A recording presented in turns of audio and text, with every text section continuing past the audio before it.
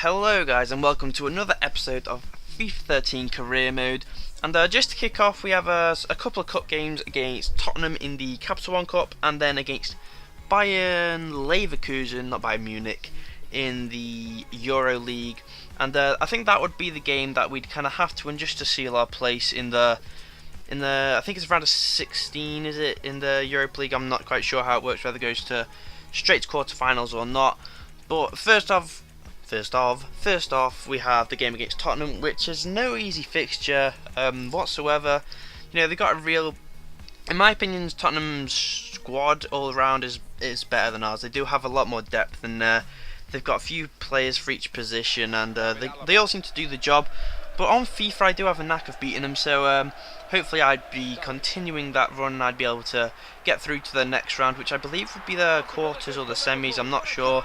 But early on with Fabio Barrini, we managed to slot it away there, just right in the right in the centre of the goal past the goalkeeper. So we had an early lead to take in, and it wasn't actually too long before that. It came in the 50th minute. We managed to double our lead here as Daniel Sturridge plays a nice through ball to Glenn Johnson, who actually brought on just to rest a couple of players.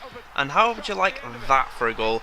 The substitute comes on and makes an instant impact. It goes straight in past Brad Friedel, who it is, I think, not Hugo Lloris, which I'm not quite sure about the logic behind that. Maybe if I can't get Joe Hart, I was thinking of maybe going for Lloris, especially as he seems kind of out of favour. So you know, if I can't get Joe Hart on the cheap, I may well go for Hugo Lloris, see if I can get a better deal there. But Jermaine Defoe managed to pull one back with a bit of an unlucky rebound off the goalkeeper, Pepe Reina, who I just like to say, I'm kind of losing my patience with him. I don't know if it was this episode or the next, but I just seem to be getting dicked over with Pepe Reina. He makes a save, but he will rebound it straight into the path of the opposition player, and it is frustrating. And obviously I was talking before about strengthening in the goalkeeper area. That's certainly the first place I'm going to look in a January transfer window, to be honest, guys. So expect that if I can get the funds, of course. But we do actually manage to beat Tottenham 3-2, I think it was, just conceding that late penalty from Gareth Bale. But unfortunately, fortunately, Yessil managed to just get that goal just before that occurred, so we did win 3-2, and we're through to the, I think it was the semi-finals. I need to pay more attention to that. I apologise for that, guys, but our next game was against Bayern Leverkusen, I think it is. And really, this is a team that we do need to be beaten if we want to qualify from this group. I think they're second place at the moment, just behind me, so yeah, it's kind of important that I beat these just to kind of ensure my safety going through to the next round. And if I could top the group, that'd be great as well, because of course it means you're more likely to face not a strong opposition, weaker opposition. I think that's how it works anyway. Obviously, we may have a few people coming in from the Champions League, which could prove a bit difficult. But we do actually concede an early goal from Kiesling. Is that how you pronounce it? I don't know. But we managed to get back into the game quickly as Daniel Sturridge wins a penalty for us here.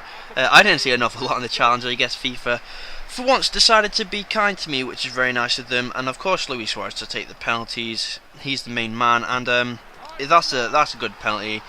Top right-hand corner of the goal. Even if the keeper had gone the right way, I doubt he would have got his hand to that. So we managed to draw level just before half-time. And in all honesty, we had a bit of momentum with us as well, just to go and push on and get that lead. But it wasn't actually very long at all after that, where we did a bit of a sweaty goal here. But at that stage, I just wanted to get the lead and hopefully build from there, which I did as Luis Suarez gets the second goal of the match, thanks to Daniel Sturridge just squaring it across for that sweaty goal. And just take a look at that. Wow, what a goal. Daniel Sturridge. I'm kind of running out of superlatives for this guy. He's just scoring goal after goal, and that is such a hit. I actually show you an instant replay here.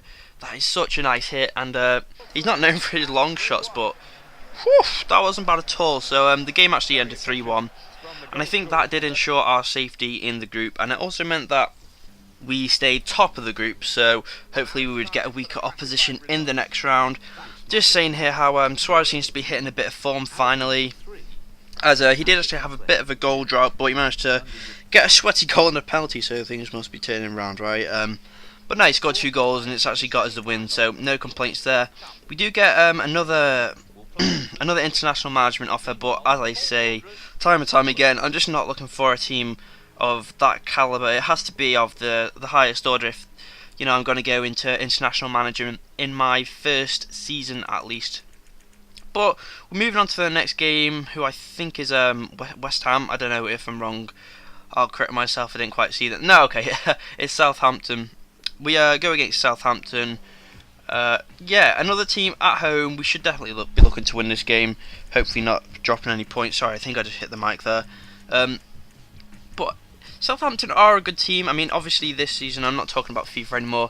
This season in general, they've impressed me quite a lot. I don't know how they're doing in the table, but I definitely like their style of play. They do manage to get a few goals in them. They've got a couple of nice players as well. You got your likes of Lallana, Gaston Ramirez, who's a great player.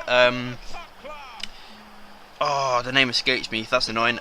Ricky Lambert. I think Ricky Lambert's a good player as well.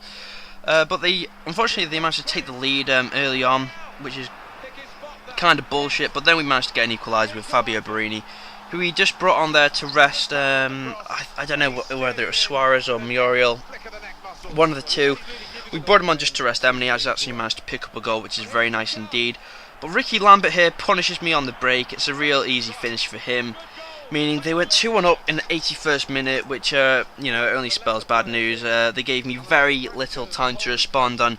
This is a team that I need to be winning away from home, at home, sorry, which wasn't the case. I actually lost the game in the end, so that's a massive disappointment on my part. And it's a bit worrying because I've been dropping an awful lot of points in the Premier League lately. If you watched my last episode, that was a bit woeful.